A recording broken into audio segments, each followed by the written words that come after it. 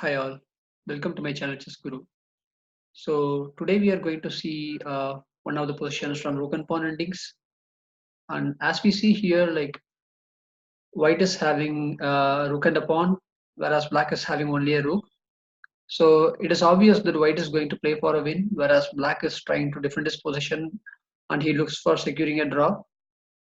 So from black's perspective, like how is he going to secure a draw? So that is what like we are going to see today in today's position.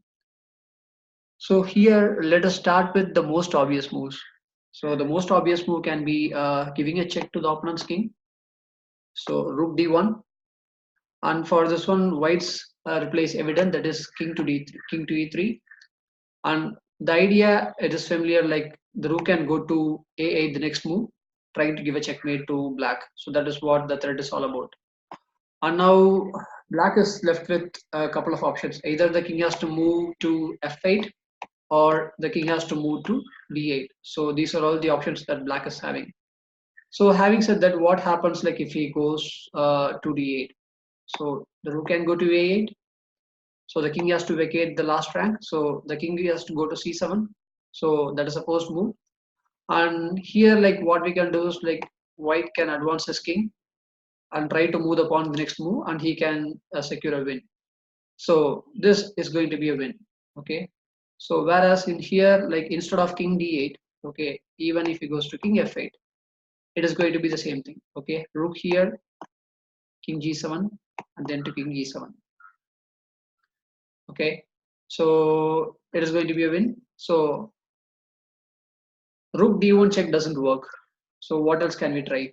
So we need to look for some other options, right? So um, apart from rook d1, like we don't have much of choices to make.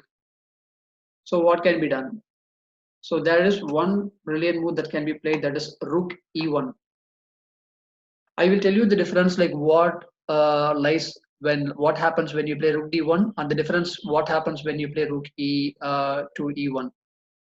So in here, let's assume that if white is playing rook e3, so the idea is anyway rook a8 checkmate, right? So this is what he has tried last time when the rook was on d1. But now the position is quite different. The rook is on e1, so that makes a lot of difference in here. So what he can do is like he can move the king to f8. Okay.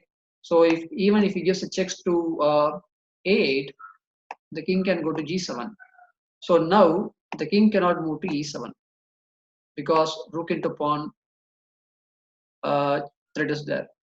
Okay. So he can't give the pawn, right? So rook into pawn threat is there, so he cannot play king e7. So this works.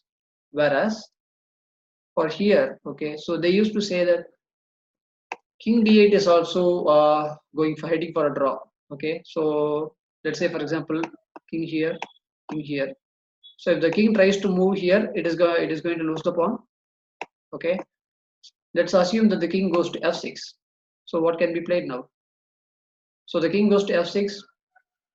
Either that we can try to play king here. Okay, so king here, this can be played. And for this one, let's say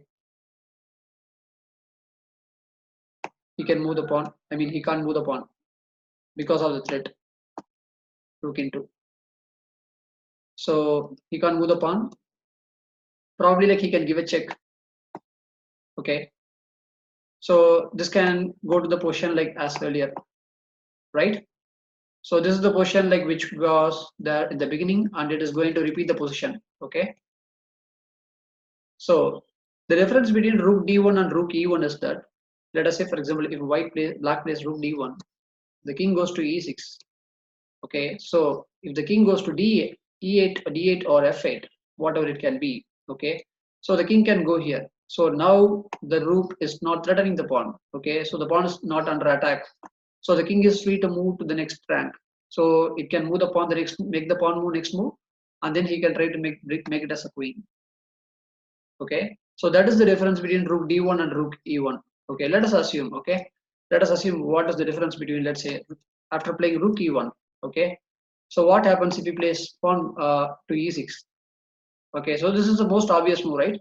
So white can rush to make it as a queen, and also like he is giving a checkmate threat as well.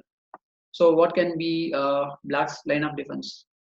So black can play rook d1, okay, and he can keep on giving checks on the same rank, right?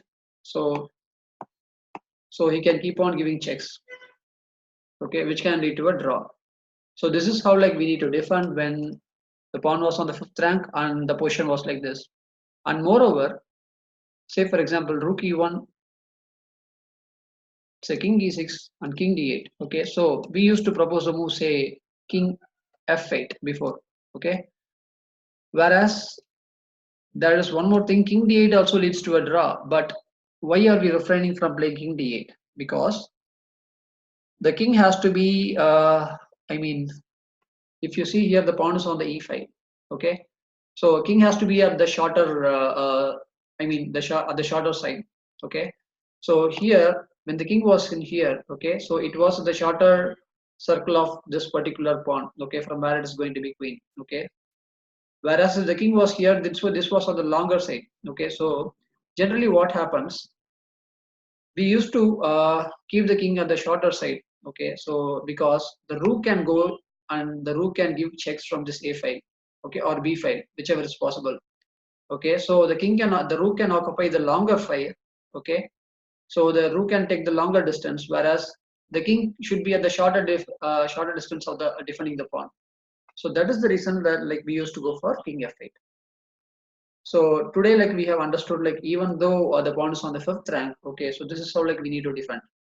Okay, so there is one proactive move that which we need to see, that is rook e1 instead of rook d1, and that makes a lot of difference.